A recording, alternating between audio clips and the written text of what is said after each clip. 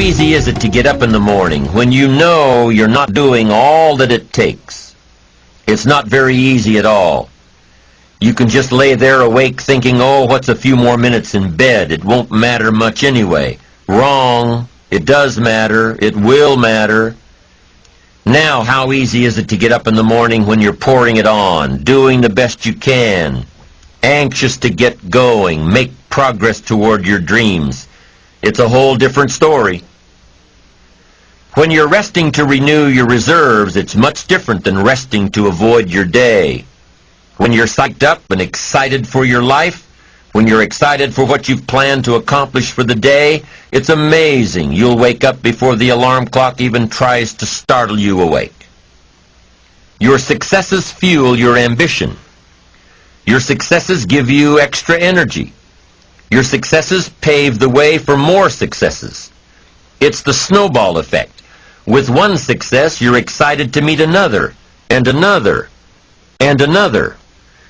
And pretty soon, the disciplines that were so difficult in the beginning, the disciplines that got you going, are now part of your philosophy. How do you know when you're successful? Do you have to be a millionaire? No. All we ask of you is that you earn all you possibly can. If you earn $10,000 a year and that's the best you can do, that's enough. God and everything else will see to it that you're okay. The key is to just do the best you can. If it's $10,000 a year, wonderful. If it's $100,000 a year, wonderful. If it's $1 million a year, wonderful. It doesn't matter $10,000 a year or $1 million a year. It doesn't matter as long as you've done the best you possibly can. Earn the most you possibly can. Be the most you possibly can. And here's why. The essence of life is growth.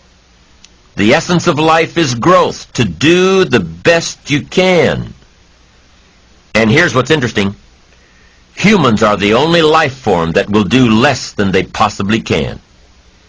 Humans are the only life form that will settle for less. Every other life form except human beings strive to its maximum capacity. How tall will a tree grow? Approximately. As tall as it possibly can. You never heard of a tree growing half as high as it could. No, trees don't grow half. Trees send their roots down as deep as possible, stretch their limbs up as high as possible, produce every leaf possible and every fruit possible. As a matter of fact, you never heard of a human physically growing half. We keep growing until we're done. Now that's a part of life we can't control. It's genetically coded. And that's probably why we keep growing till we're done. Because we can't control that part. It's the rest of our growing that we control. The growing of our minds, the expansion of our minds, that we can control. And that's what tends to get away from us. All life forms inherently strive to their max except human beings. Now, why wouldn't human beings strive to their maximum possibility? Here's why. Because we've been given the dignity of choice. It makes us different than alligators and trees and birds. The dignity of choice makes us different than all other life forms. And here's the choice. To become part of what we could be, enough to get by, or to become all that we can be. My best advice for you is to choose the all. Earn all you can. Make all the friends you can. Read as many books as you can. Develop as many skills as you can. See as much as possible. Do as much as possible. Make as much fortune as possible. Give as much of it away as possible. The max. There's no life like it. I'm telling you, once I got on track, I've never looked back. Pick up the challenge. Go for it. Take the best of the two easies. Take the root of it's easy to get ahead. It's easy to do all you can. It's easy to succeed. It's easy to have financial freedom. The more you do, the more you get.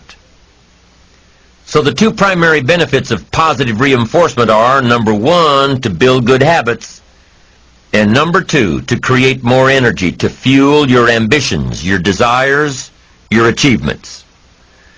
How can you isolate what's working for you and what isn't? How can you make sure that you are reinforcing your positive disciplines? Well, if it isn't apparent, easy to see right away, if what you're doing is happening in such small increments that you're not sure if you're on track, then you need to be writing it down. You need to keep a journal anyway. But if you really aren't sure that what you're doing is making measurable progress, you need to keep a written record. You need to write down everything that may be relevant in your day. What you did, who you saw, what you felt, how it may or may not affect you now and in the future. The best way to track your activities of the day is to write them down. The best way to track your activities of the week is to write them down.